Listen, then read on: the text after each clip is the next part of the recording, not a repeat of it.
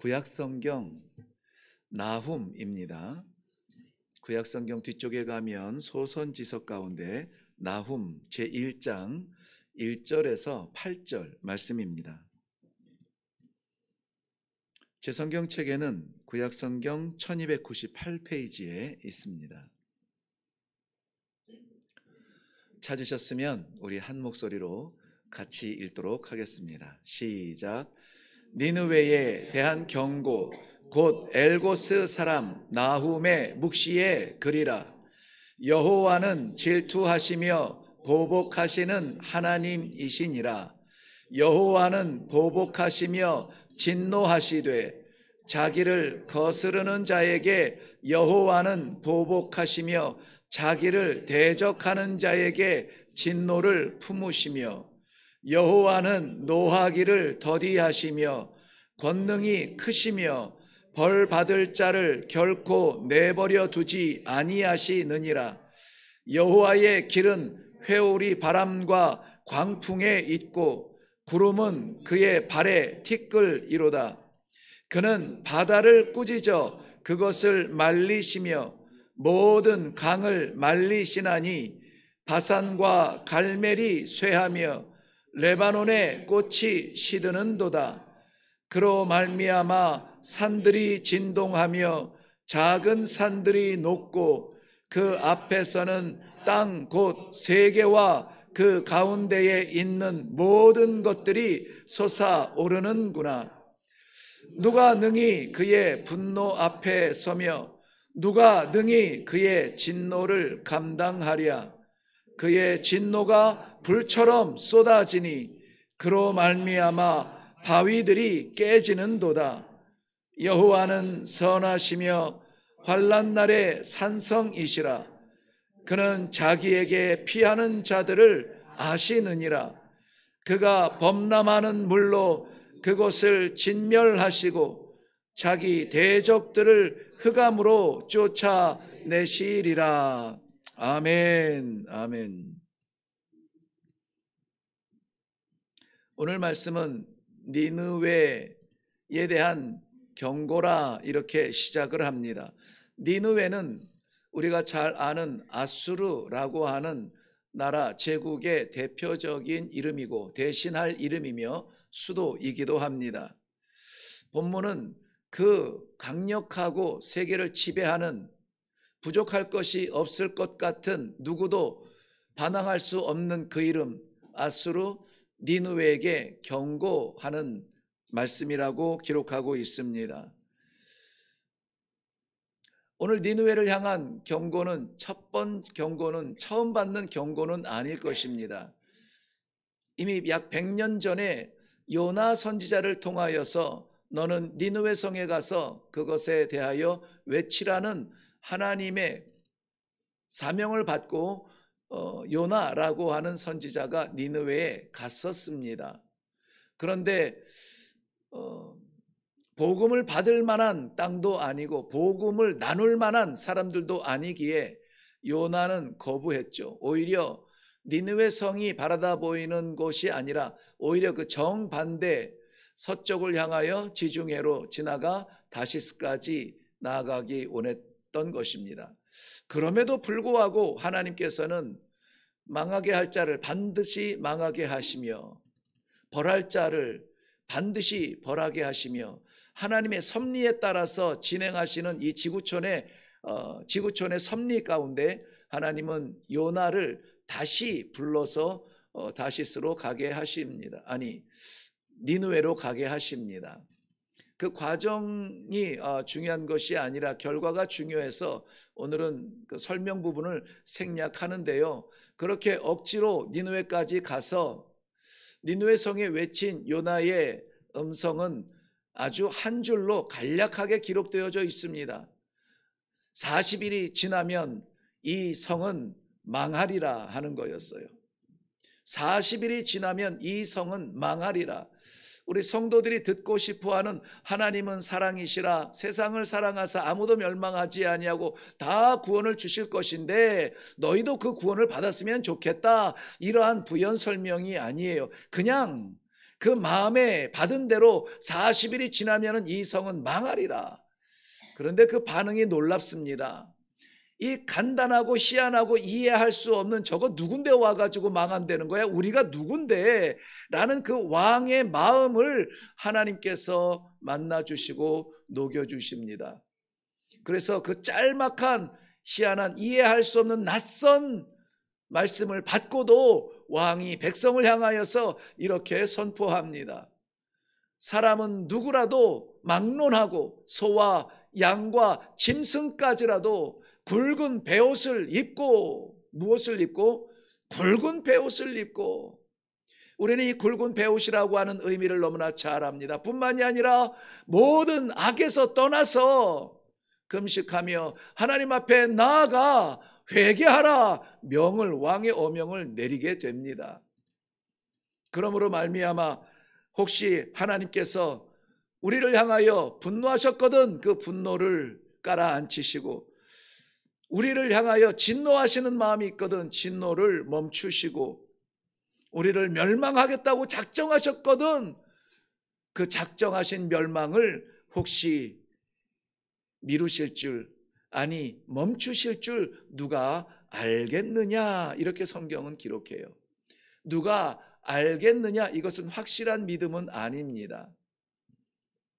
혹시라도 우리가 이렇게 하면은 하나님이 우리의 이렇게 애쓰는 모습을 보고 혹시 용서해 주지 않을까 하는 미심적인 마음으로 그는 백성과 모든 짐승들에게 회개하라고 말합니다. 놀랍게도 하나님은 그 진노의 심판을 멈추십니다. 그리고 12만여 명이 되는 좌우를 알지 못하는 니느웨 백성 아수르의 국민을 구원하십니다. 그래서 오늘 2절에서 6절까지의 내용을 보면은 이 니느웨를 향한 경고라고 말씀하시면서 정말 파도가 일어나듯, 거부할 수 없는 바람이 폭풍이 일어나듯 하나님의 심판에 대하여서 그렇게 다시 경고를 쏟아붓는 것을 볼 수가 있습니다. 왜? 아니 요나 때에 온 백성들이 그 낯선 복음에도 굵은 베옷을 입고 회개하며 하나님 앞에서 죄를 내려놓고 용서를 구하지 않았는가? 그래서 하나님의 심판이 지나가지 않았는가? 왜 근데 또다시 이 나훔 선지자를 통하여서 경고하시는가? 선지자들이 전부 이스라엘 백성들을 향해서 일한 것은 아니에요. 특별히 요나와 나훔은 아수르를 향하여서 사역하게 하신 하나님의 종들입니다. 그런 면에서 우리가 원하는 일만 할 수 있는 것은 아니라 하나님의 종은 하나님께서 맡기시는 일을 감당할 때에 생명이 살아나고 복음이 선포되어진다는 것을 좀 깨닫게 되는데요. 왜 도대체 그 엄청난 역사를 체험했잖아요. 멸망 직전에 회개함으로 말미암아 12만여 명 되는 백성들이 살아났잖아요. 그런데 왜 오늘 또 이 경고를 받습니까? 왜 하나님의 그 경고를 다시 받아야 하냐고요? 기억하지 못하기 때문에 그렇습니다. 기억하지 못해요. 아니, 기억하지 않습니다.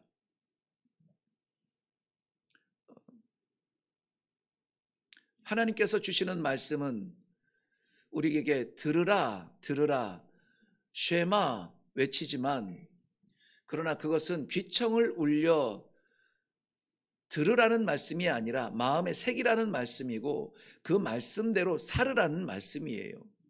그런데 이 요나 이후에 살아난 이 백성들, 이 아수르는 더욱더 강성해졌겠죠. 100년이 흐르는 동안에 권세는 더욱더 든든해졌을 것입니다.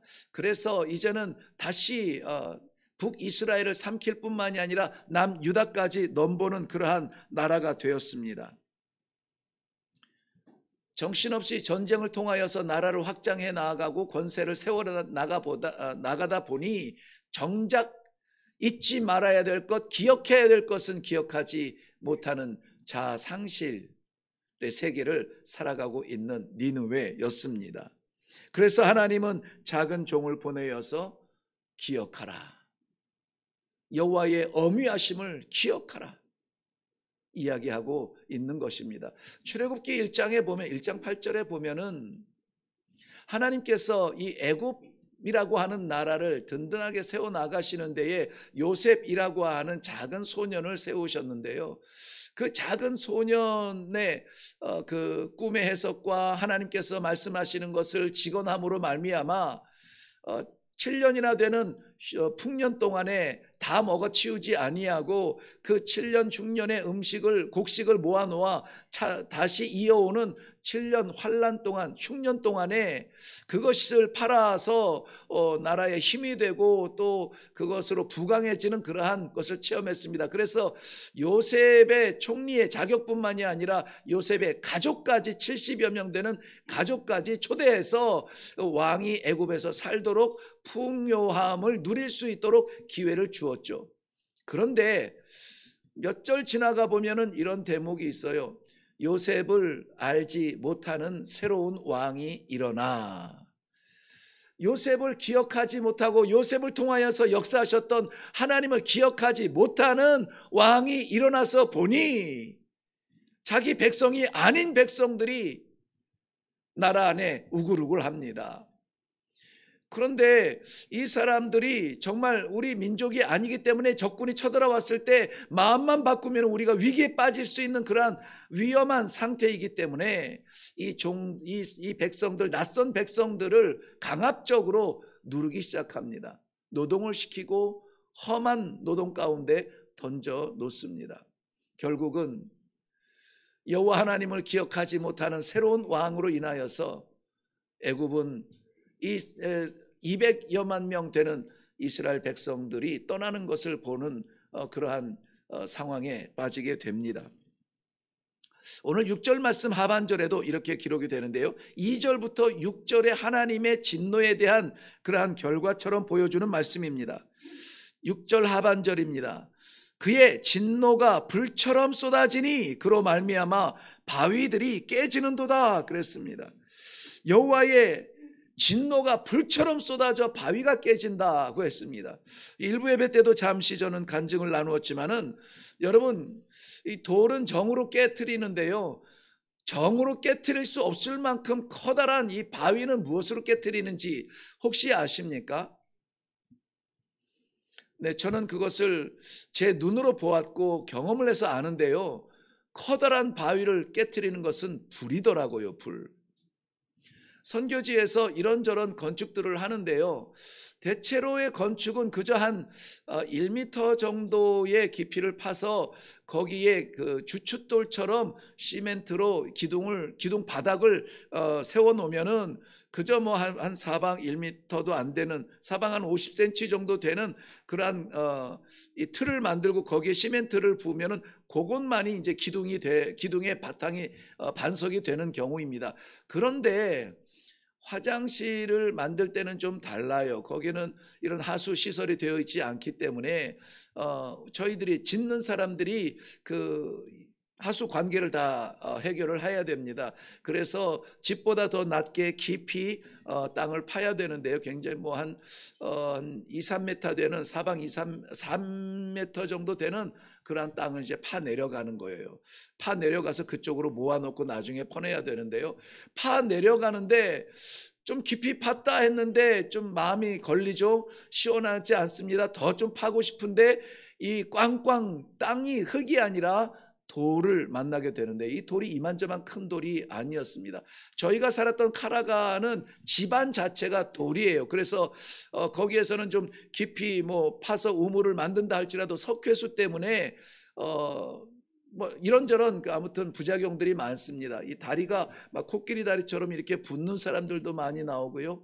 그리고 어쨌든 뭐 정수기를 갖다 쓴다 할지라도 정수기 수도꼭지가 금방 새하얗게 석회수로 그거는 닦이지가 않아요. 굳어져서 이렇게 좀 칼 같은 걸로 깎아내고 막 이래도 남는데요, 그렇게 해도 불과 며칠 만에 또 하얗게 되는 것을 봐요. 아무튼 돌이 바탕이 된 집안인지라 외부 사람들도 카라가에 와서는 카라가 물 마시지 말라고 이야기할 만큼 그런 수질 속에 있습니다. 어쨌든 바닥을 파 내려가다 보니 엄청난 큰 돌을, 바위를 만나게 되는데, 이야, 이거 어떻게 해야 되나? 뭐 정말 1시간, 2시간 매달려서 정으로 때려도 흔적도 나지 않습니다. 땀만 뻑뻑 흘리죠. 그런데 그 지역 주민의 아이디어를 제가 볼 수가 있었습니다. 어떻게 하냐면은 그 돌에다가 나무를 좀 갖다 달라고 하는데요. 있는 나무 없는 나무 다 모아다가 거기에다가 불을 떼는 거예요. 돌이 요만큼 이제 요만큼 올라와 있는데 그 위에다가 불을 떼요. 한두 시간 떼는 것이 하루 종일 뗍니다. 밤새도록 뗍니다. 그런데 잠을 자는데 한밤중이에요. 갑자기 꽝 하는 소리가 들려요. 정말 소리가 총소리, 대포 소리처럼, 우리가 바위가 갈라질 때 어떤 소리가 날까요? 쩍 하고 나겠죠. 근데 그건 우리 생각이고요. 진짜 꽝 하는 그런 소리가 나요. 그래서 이게 무슨 소리냐 그래가지고 나아가 보니까는 바위가 쩍 갈라져 있는 거예요. 근데 쩍 갈라졌다는 것은 갈라진 모양이고요. 깨질 때 소리는 꽝 소리가 나더라고요. 아, 이거 꿈쩍 안 하는 이 돌을 불로 깨트리는구나. 그래서 오늘 이 말씀을 묵상하는데 6절 하반절 말씀에 분명히 그렇게 기록되어 있죠. 불처럼 쏟아지는데 그로 말미암아 바위들이 깨지는도다. 여호와의 진노가 쏟아질 때에는 버틸 수 있는 것이 없어요. 저희 인식 속에서, 저희 아프리카의 인식 속에서 가장 단단하고 흔들림이 없는 것은, 변함이 없는 것은 바위예요. 그런데 그것도 깨지더라고요. 여러분, 우리들의 삶에서 가장 든든하고 정말 내가 의지할 만한, 바위같이 내가 의지할 만한 그런 것이 혹시 있습니까? 그게 뭡니까? 여호와의 진노 앞이라면 그거 다 깨집니다. 변하지 않는 그것이 내 마음이라면 그 마음도 깨집니다. 내 존재가 깨집니다. 내가 아무것도 아닌 존재처럼 부셔집니다. 깨어집니다. 그때야 하나님의 말씀이 뭔지 깨닫게 되어져요. 너무 늦지 않기를 바랍니다. 나는 이것만 있으면 돼, 이거면 충분해 라고 내 삶의 기반이 되는 것이 무엇인지, 물질이든 건강이든 가족이든 하나님의 진노의 제목이라면 깨집니다. 하나님의 진노는 혼내는 정도가 아니라 불처럼 태워진다도 아니라 쏟아진다는 거예요. 불처럼 쏟아져 우리가 의지하는 그것, 우리의 마지막 보루 다 깨어진다는 것입니다. 여러분, 하나님의 진노라고 하는 말이 계속 반복해서 나오고 2절 말씀에도 보면은 여호와는 질투하시며 보복하시는 하나님이시라. 여호와는 보복하시며 진노하시되, 보복과 진노, 보복과 진노, 이것이 반복되어지지 않습니까? 얼핏 보아도 3번은 나오는데 삼중적 강조라면 이것은 누구도 피할 수 없는, 반드시 일어나는 그러한 보복 가운데 진노라는 것입니다. 확실해요. 이야기가 아닙니다. 갇혀있는 이야기가 아니라 지금 이 시대에도 너무나 분명하고 확실하게 우리에게 주시는 말씀입니다. 피할 사람이 없습니다. 피할 자리가 없습니다. 하나님의 보복과 하나님의 진노는 그 본질은 질투에서 와요. 질투. 여러분, 질투라는 단어가 마음에 와 닿으시죠? 나만 바라보면 좋을 것 같은 나의 사랑하는 사람이 다른 걸 쳐다볼 때 우리는 질투라는 말을 씁니다. 완벽하게 지으신 우주 가운데, 지구촌에 하나님께서 참 좋다, 너무 좋다, 진짜 좋다라고 하는 하나님의 형상을 따라 만든 사람이 지으신 하나님을 바라보지 아니하고 반짝이고 빛나며 지혜롭게 할 만한 것을 보기 시작했습니다. 여러분, 사람이 선악과 과일 하나 따먹었다고 하나님이 우리를 죽이는 그런 분은 아니세요. 과일을 따먹었는데 왜 따먹었습니까? 누구 말을 따랐습니까? 사랑하여 자기 형상대로 지은 하나님의 말씀을 따른 것이 아니라, 너에게 다 줄게, 1000가지, 10,000가지를 줄게, 다 가져, 다 먹어, 그러나 요거 하나는 지켜라, 먹지 말아라. 그런데 그거 하나, 사탄은요, 그거 하나 마저 먹으라고 말합니다. 그저 하나, 그것까지 네 거라고 말을 합니다. 선악과를 먹어서가 아니라 사탄의 말을 들어 하나님을 떠난 것입니다. 질투. 우리 하나님은 질투의 하나님이세요. 사랑하는 백성, 내 생명으로 살린 내 백성, 가장 사랑하는 내 목숨과도 같은 아들, 아니 하나님 스스로가 십자가에 못 박혀서 그냥 죽은 것이 아니라 물과 피를 다 쏟았다고 합니다. 저는 뭐 의학적 지식이 많지는 않지만은 피가 날 만큼 다 나면은 그 다음에는 진물이 쏟아진대요.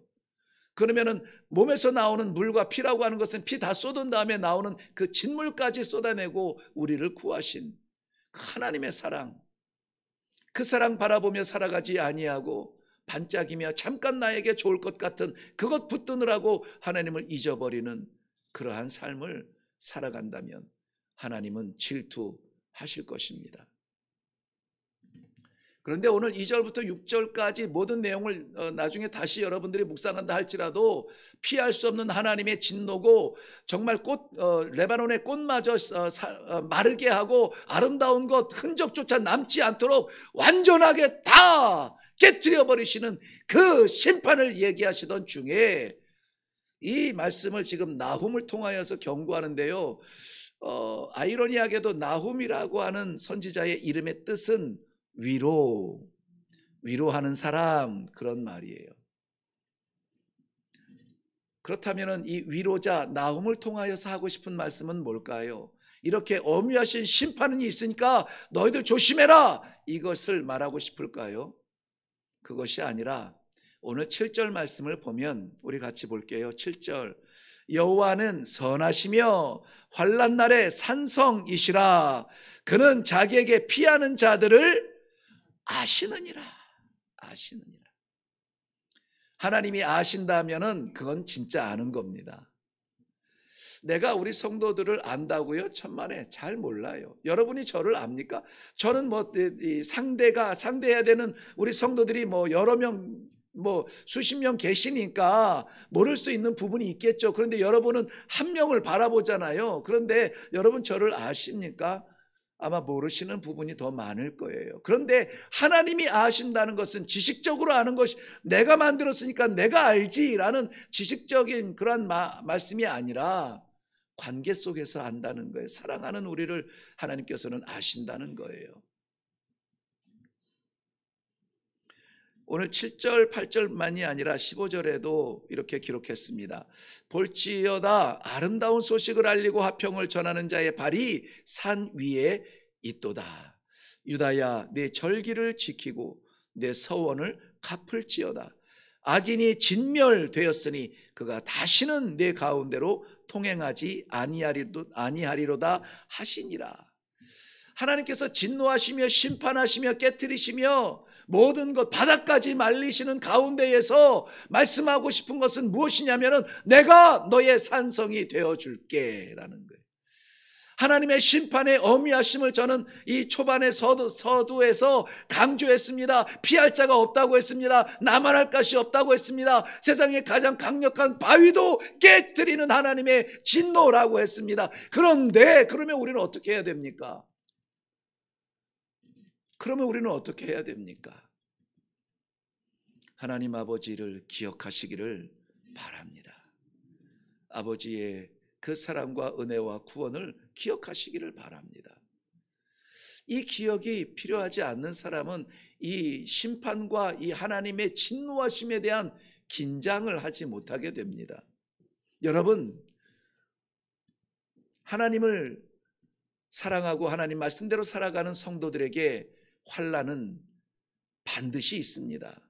예수 믿는다고 해서 만사형통 환난 다 피해간다 아니라고 말씀드렸죠. 오히려 세상 사람들이 경제 어려울 때에 같이 어렵고 질병 쏟아질 때에 같이 긴장하고 동일한 고통이 있지만 우리에게는 어떤 것이 있습니까? 그 믿음을 지키기 위한 어려움과 환난이 있다고 우리 주님 분명히 말씀하셨습니다. 우리 시대, 지금 살아가는 현대의 시조는 하나님의 평안을 누려보라, 하나님의 평안을 누려보라. 불편하냐? 떠나라. 우리의 편한대로 결정할 수 있도록 인본주의적인 그러한 사상을 심어주고 있지만, 엄밀히 말하면 우리 성도들이 세상 사람보다 더욱 위험에 노출되어 있는 이 환난은 바로 우리들 속에 들어와 있죠.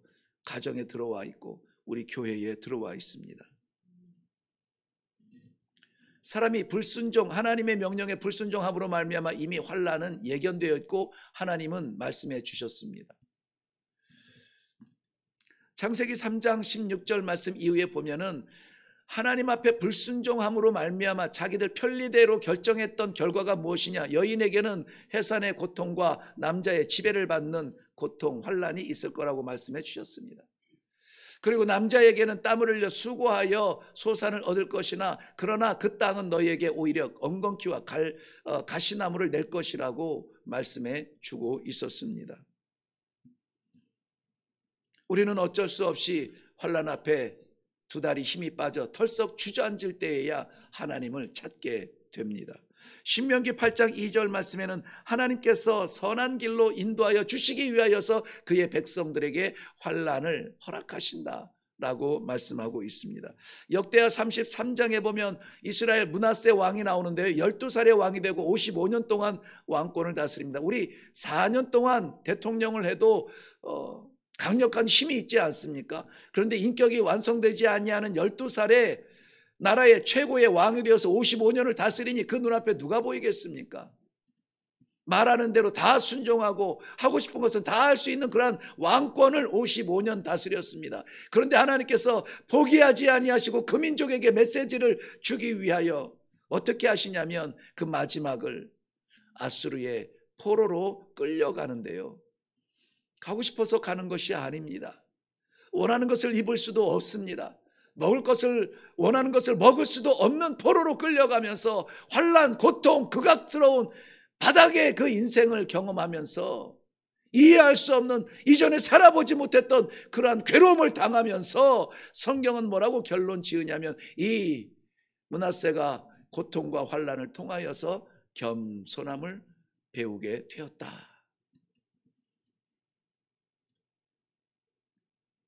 믿는 자가 당하는 환난은 하나님께서 주시고 싶어하는 그 축복을 채우기 위한 수단인 것입니다.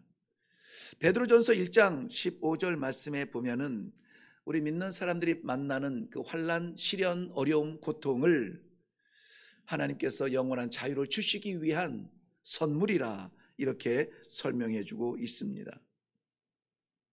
너희가 여러 가지 시험을 만날 것이지만 기쁨으로 그것들을 감당하라고 말씀해 주고 있습니다.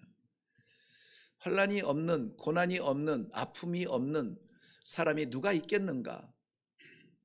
저부터 손들어서 우리 모두 다가 저요 손들 것입니다. 그렇다면 우리는 그러한 가운데 어떻게 해야 됩니까?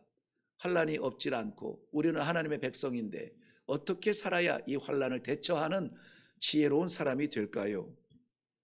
먼저는 파도처럼 몰려오는, 거부할 수 없는, 아니 넘을 수조차 없을 것 같은 그러한 거대한 환난을 만나고 있다면, 아니 그 가운데 휘몰아치는 가운데에서 어려움을 당하고 있다면 의연하게 마주서기를 바랍니다.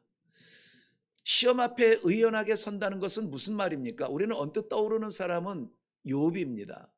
욥의 모습을 보면은 욥기 1장 21절 말씀에 내가 모태에서 알몸으로 나와 싸운즉 또한 알몸으로 그리로 돌아가올지라. 주신 이도 여호와시요 거두시는 이도 여호와시니 여호와의 이름이 찬송을 받으실지로다. 놀랍지 않습니까? 내가 할 수 있는 것이 없어, 여기 끝이야, 됐어 라고 이렇게 의연하게 다 내려놓는 자리까지 우리는 할 수가 있어요. 그런데 거기에서 뭐라고 결론을 내리냐면 여호와의 이름이 찬송을 받을지어다 라고 선포하고 있습니다.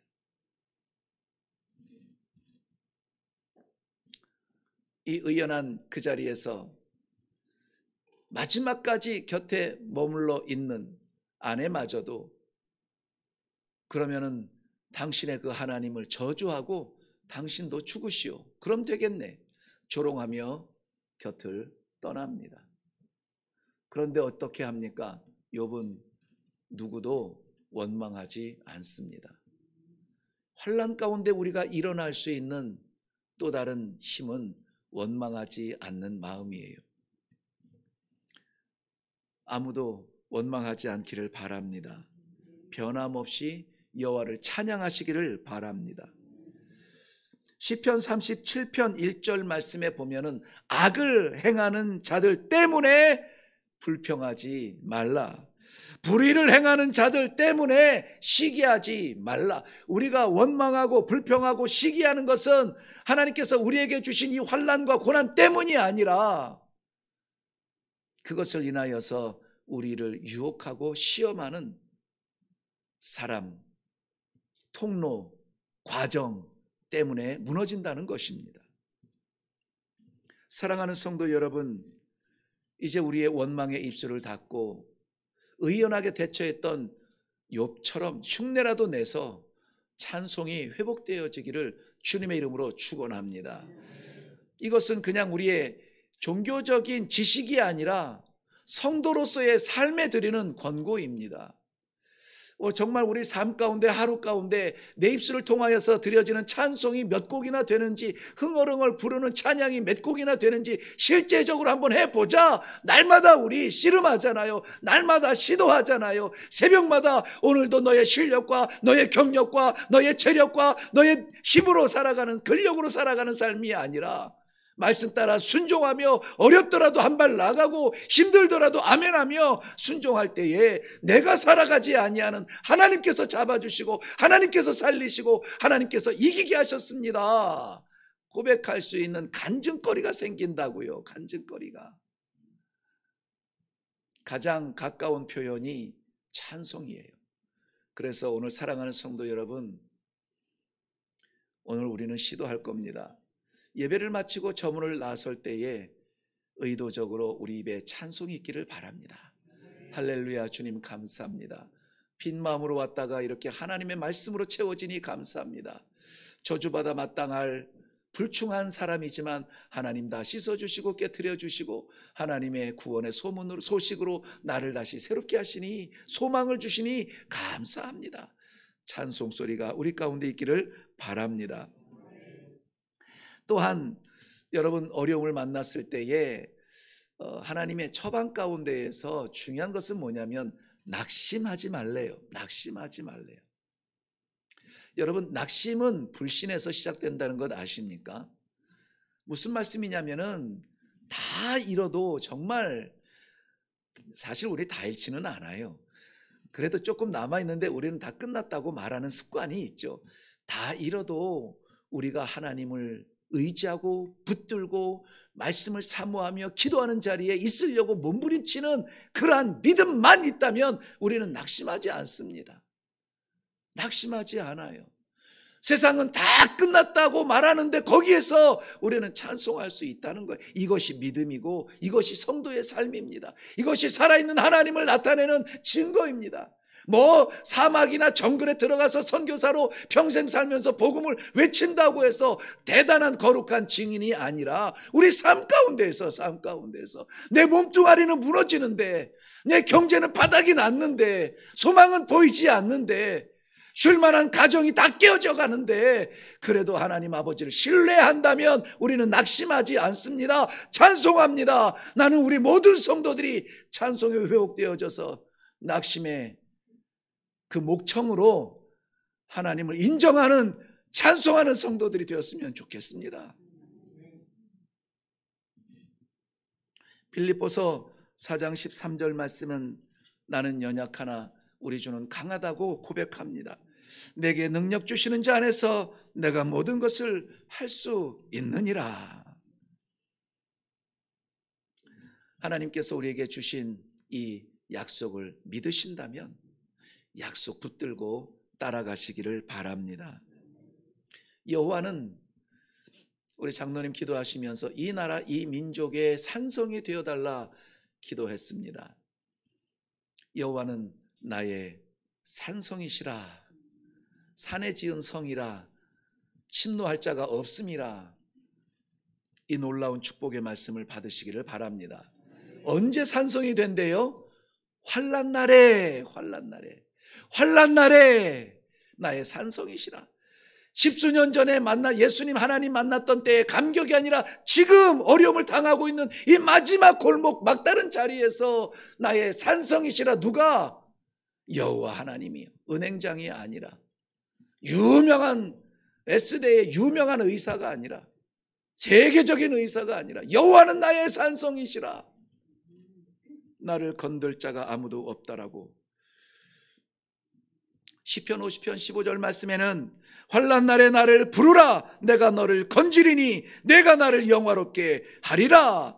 환난 때에 지혜로운 사람은요, 사람 찾지 않습니다. 환난 때에 지혜로운 사람은 두리번거리지 않습니다. 곧바로 환난이 닥쳐올 때에 살아계신 하나님, 나의 산성 하나님 찾으며 그의 손을 의지한다는 것이죠. 잊지 마시기를 바랍니다. 오늘 우리는 결정해야 합니다. 이제까지는 모르겠어요. 어제까지는 모르겠습니다. 예배 전까지는 모르겠어요. 그냥 내가 힘들면 힘들어, 짜증나, 아무것도 하기 싫어, 내 몸이 바라는 대로 살았다면 이제는 우리 결정해야 돼요. 환난 때에 어떻게 하시겠습니까? 환난 때에 어떻게 하시겠어요? 하나님을 부르라. 하나님을 찾으라. 왜요? 그가 나의 산성이시기 때문에. 저는 이 하나님의 말씀을 믿습니다. 저 한번 따라서 해보실래요? 난 정했어요. 난 정했어요. 환난 앞에서 하나님을 부를 거예요. 그럴 때에 우리 하나님께서는 건져 주실 줄로 믿습니다. 우리가 부르짖을 때에 응답하신대요. 환난이 몰려올 때에 환난을 보면 우리는 망합니다. 환난이 몰려올 때에 지키시고 보호하며 이기시는 우리가 작정한 하나님을 바라보고 하나님을 부르는 복된 성도들이 되시기를 주님의 이름으로 축원합니다. 구하라 주실 것이요, 찾으라 얻을 것이며, 문을 두드리라 열릴 것이라. 기도하겠습니다. 세상이 수상하여 진리가 보이지 않고 그저 맞닥뜨리는 대로 살아가는 이러한 시족 가운데 마지막 순간까지 우리의 눈을 열어 놓지 아니할 아버지의 그 이름을 붙여주시니 감사합니다. 환난 시대, 환난의 날, 환난의 환경, 환난의 순간 나의 산성 되시는 여호와 하나님을 붙들고 살아가는 모든 성도들이 되게 하여 주시옵소서. 누구도 원망하지 아니하고 누구도 찾아다니지 아니하며 낙심하지 않고 우리 하나님 아버지 약속을 믿고 붙들고 살아가는 하나님의 귀한 성도들, 그리하여서 잘했다, 착하고 충성된 종아, 우리 아버지 앞에서 면류관 쓰는 복된 성도들이 되도록 은혜 위에 은혜를 더하여 주시옵소서. 감사드리며 예수님의 이름으로 기도하옵나이다. 아멘.